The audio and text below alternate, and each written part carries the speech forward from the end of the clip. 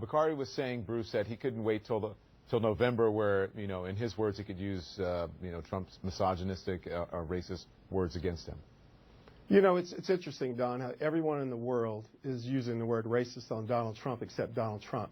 And Mr. Bakari, since you're with a candidate and the young lady doesn't have a candidate, here's the deal. Donald Trump has met with, has met a tremendous amount of pastors from all over the country. We had several meetings, and to bring what they have going on in their community about how the Trump campaign or how the Donald Trump presidency could help their communities. And, you know, I disagree, you saying he doesn't understand about what's going on in black communities. First of all, have you ever even met him before?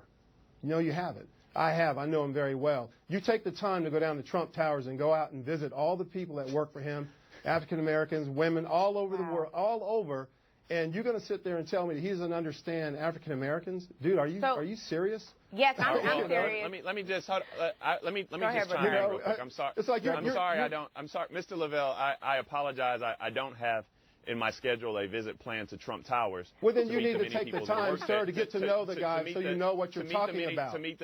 To meet the many you people need to know what you're talking about. However, okay? however, I will say that we are a year removed from Tamir Rice, and just today we had another incident in Baltimore, Maryland. We're about a year removed from Walter Scott, where he was gunned down and shot in the back, and it was on camera.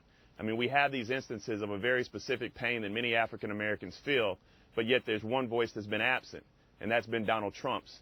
And if you want to talk about Donald Trump championing the issues of African-American causes, whether or not it's HBCUs or whether or not it's criminal justice reform or whether or not it's living wages, these issues that he's been silent, then let's have that discussion. But you cannot sit here and say that he's been a champion of those issues because, sir, he simply has not. Well, he has said, Bakari, before you answer, he has called the number of unarmed black men being killed by police. He said that it was a massive crisis, but he said police officers are often mistreated. That's Donald Trump's stance on that particular issue. Go ahead. And here's the hard thing, Don. The reality of it is the rhetoric at his rallies simply caused those things to get even worse. Here we go, the word rhetoric. Oh, it's a real word. Look it up. The reality of it is at you ever been to a rally? I'm not going. Hell, I'll get beat up. Have you seen the people that look like me get beat up at the rally? No. Okay, well, let me finish, because you're wrong.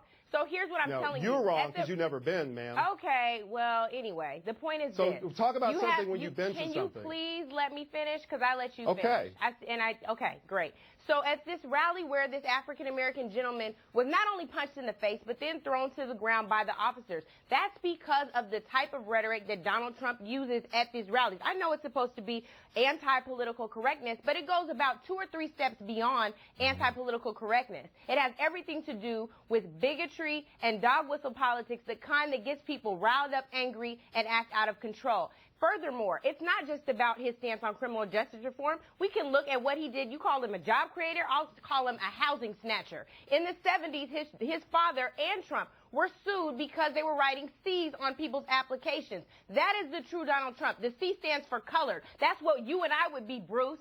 So the reality of it is his record is not new. Donald Trump is not new to this. He was the one calling for Barack Obama's birth certificate. He is the one calling for his transfers because he didn't believe it. All right, I'm telling you that this is someone who's not new to bigotry. He's lived it his entire life. Let him respond.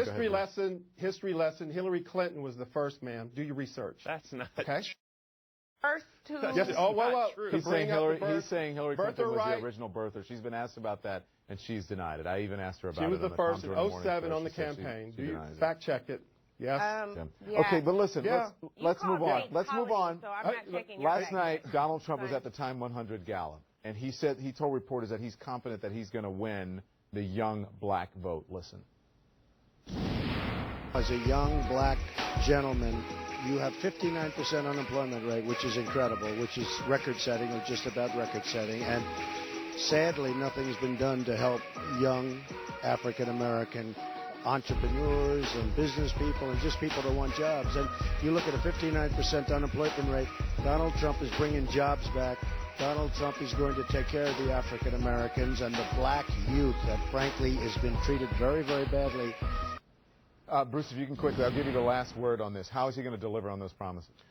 Once again, our campaign, National Diversity Coalition of Trump, we have hundreds of thousands of people that have signed up. We have a pulse of America with Donald Trump on where this situation is going on in all these communities, and it boils down to jobs, Don, and the tax plan that affects African American votes, not to mention the immigration law that affects black jobs in America, ladies and gentlemen. So you can't dispute any of that. Yes, so I can. it's- Bureau of Labor no, you Statistics, can't, ma'am. you're wrong. You're wrong on No. the numbers. He's Okay. 25% black youth unemployment, not the outrageous number that he continues I've got to to go. cite. I've got to go. Go At ahead. the end of the Bruce. day, at the end of the day, it gets back to jobs. When Okay. people have jobs, that creates everything for opportunity for everyone. All right. Thanks, everyone. Thanks for having me, Don. I appreciate the conversation. Thank you, Angela. Thank you, Bakari. And thank you, Bruce. We'll be right back.